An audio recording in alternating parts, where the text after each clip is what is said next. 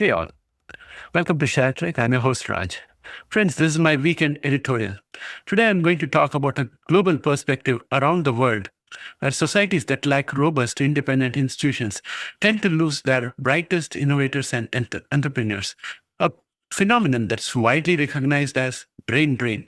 Talented students from countries beset by political interference, bureaucratic unpredictability, or censorship are increasingly opting to remain in destinations like US, UK, Canada, or Australia after graduation. They are attracted by the promise of stable, predictable governance, strong property rights, and an environment where investments are and creativity are protected. Conversely, economies with fragile institutions see talented people and capital depart, further entrenching stagnation. For years, the World Bank's Doing Business Index was a leading benchmark for the ease and predictability of launching and growing enterprises. Countries viewed a high ranking as a badge of economic health. However, in 2021, the World Bank discontinued the report following a major data manipulation scandal that called its integrity into question. Investigations found officials altered ranking to favor certain nations, prompting a wave of criticism over politicization and potential misuse of such indices. In response, the World Bank announced the development of a new Be Ready index, along with greater transparency and revised methodologies. While alternative indexes now exist, such as the Fraser Institute's Economic Freedom Index and OECD's Product Market Regulation Index, analysts advise caution and emphasize that genuine institutional strength and transparency, not a headline score, remain the main underlying attractors for business and investment. The correlation between strong institutions and prosperity is evident in global data. By GDP per capita, the United States stands at approximately $85,800, while China is at $13,300 and India trails far behind at $2,700 per capita. And despite their massive populations of 1.2 billion and 1.4 billion, and rapid economic growth, China and India lag far behind the US, a gap attributable not simply to scale, but to the institutional quality that underpins sustained development and global influence. As institutions degrade, per capita incomes plateau, and the nation's international clout erodes accordingly. Executive power can yield swift, headline grabbing results. For example, Abraham Lincoln's suspension of habeas corpus during the Civil War, Franklin D. Roosevelt's Executive Order 9066, authorizing the internment of Japanese Americans, and President Trump's 2017 travel restrictions all vividly demonstrate how a single executive action can transform realities overnight, often sparking both immediate compliance and years of legal battles.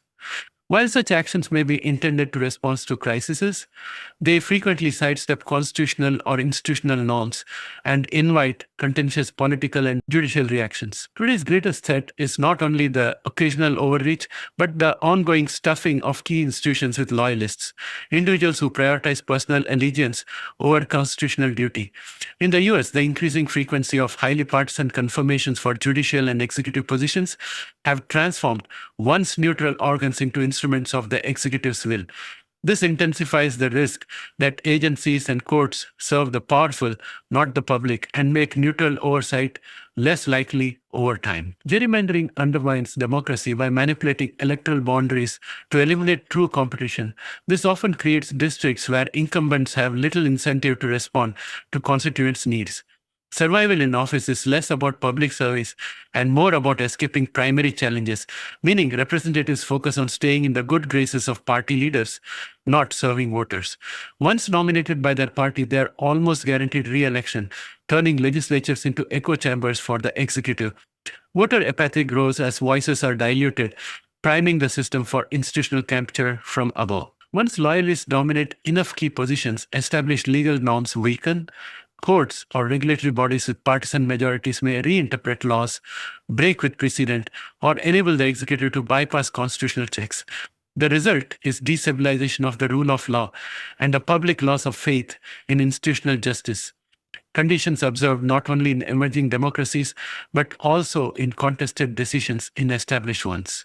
Weaker protections for speech, property, or businesses are routinely justified by executive order or emergency decree. Globally, mass deportations, abrupt tax policy changes, and restriction on entrepreneurial activity, all wielded for political goals, have undermined investor confidence and economic health.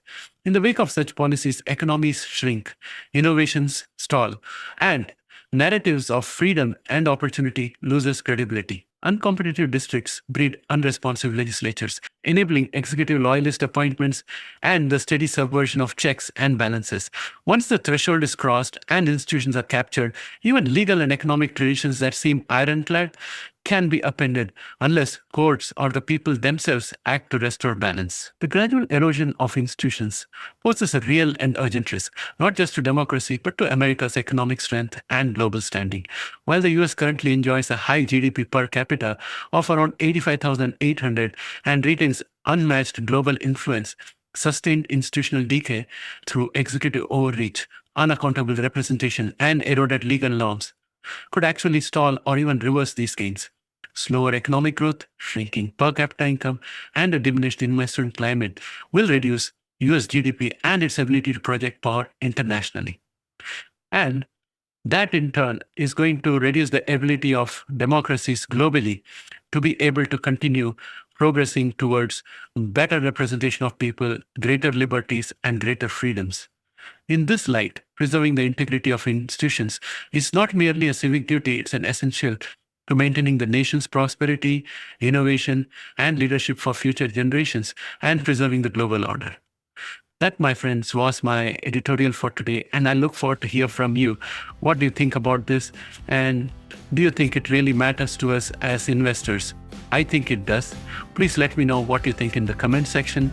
I value your opinions and look forward to your comments. Bye for now.